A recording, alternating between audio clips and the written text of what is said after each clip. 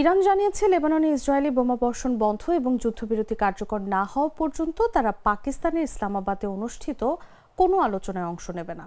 শুক্রবার যুক্তরাষ্ট্রের সঙ্গে শান্তি আলোচনার আগে ইরানের পক্ষ থেকে এই অবস্থান জানানো হয়। ফার্স্ট নিউজ এজেন্সি এক অজ্ঞাত সূত্রের বরাতে জানায়, ইরানি আলোচক দল এখনও ইসলামাবাদে পৌঁছায়নি এবং যুক্তরাষ্ট্রের আলোচনায় যোগ দেওয়ার কোনো পরিকল্পনাও নেই। কালার এক্সপার্ট ডার্ক স্যাপ এবং মাইল্ড অন হ্যান্ডস টেকনোলজি সমৃদ্ধ অরিক্স অ্যাডভান্স ডিটারজেন্ট পাউডার আপনার লন্ড্রি এক্সপার্ট। ইরান পাকিস্তানকে জানিয়েছে, লেবাননের যুদ্ধবিরতি নিশ্চিত না হলে তারা কোনো বৈঠকে অংশ নেবে না। তবে দ্য ওয়াল স্ট্রিট জার্নাল দাবি করেছিল ইরানি প্রতিনিধি দল ইসলামাবাদে পৌঁছেছে, যা ইরানি গণমাধ্যম অস্বীকার করেছে।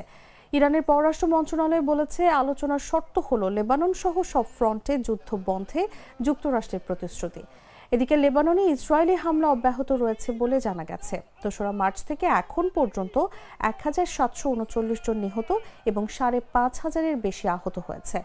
৮ এপ্রিলের যুদ্ধবিরতির পরও বিমান হামলায় ২৫৪ জন নিহত হয়। পরিস্থিতি নিয়ে আন্তর্জাতিক পর্যায়ে উদ্বেগ বাড়ছে।